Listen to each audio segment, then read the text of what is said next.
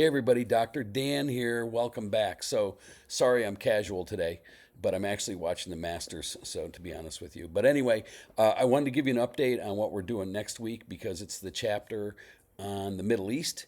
So, it's chapter 14, and there's no final exam in here, but there is a quiz. And since a lot has happened in the Middle East since I last lectured, I thought I would try to bring you up to date on what's going on over in Israel and the Palestinian situation. So let me try to summarize that as succinctly as I can because there's a lot of moving pieces. As you know, October 7th, back in 2023, Hamas launched a surprise attack on Israel, and like 1,200 Israeli deaths occurred that day, and like 250 hostages were taken into Gaza. I'm sure most of you are aware of that. And Israel's response was that they declared war and initiated extensive airstrikes and damage in the Gaza Strip.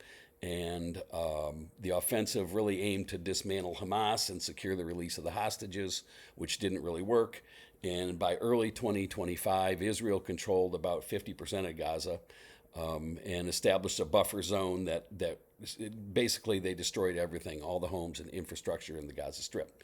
The humanitarian impact was huge, about 50,000 Palestinian deaths with widespread displacement of like 2 million people or 1.5 million people. All the infrastructure, including hospitals, schools, all of that basically wiped out or at least severely damaged.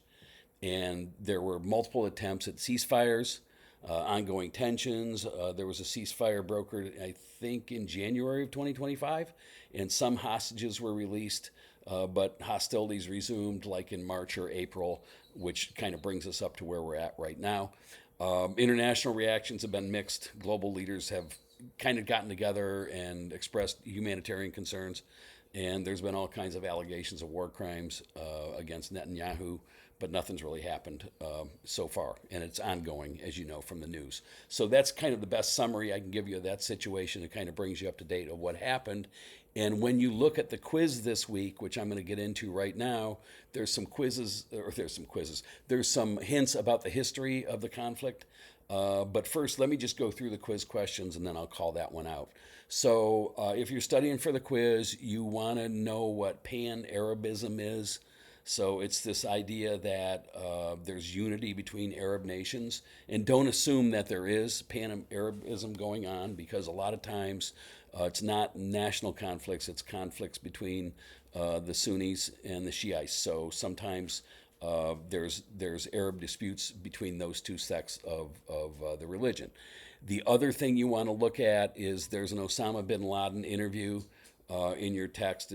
It's a primary source, if you will, and make sure you read through that because there's a question about what Osama bin Laden's what his issue was, his first issue was with America. So make sure you know that. And the answer there is that he had felt that America had spearheaded a crusade against Islamic Nation because of all the stuff that had gone on in the Middle East in his lifetime.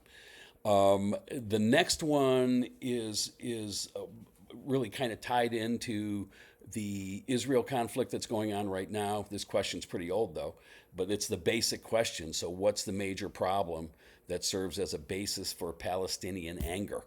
And that's a pretty easy one, that the formation of Israel in the Palestinian homeland when it happened was wrong.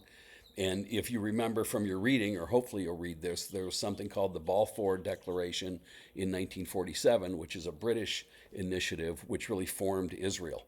And I think there's a question about that on the quiz. I think it's coming up. So let's keep going. The next question is, most societies in the Middle East are broadly supportive of what? And that kind of gets into this Shiite Sunni thing. They're broadly supportive of their own Islamic traditions.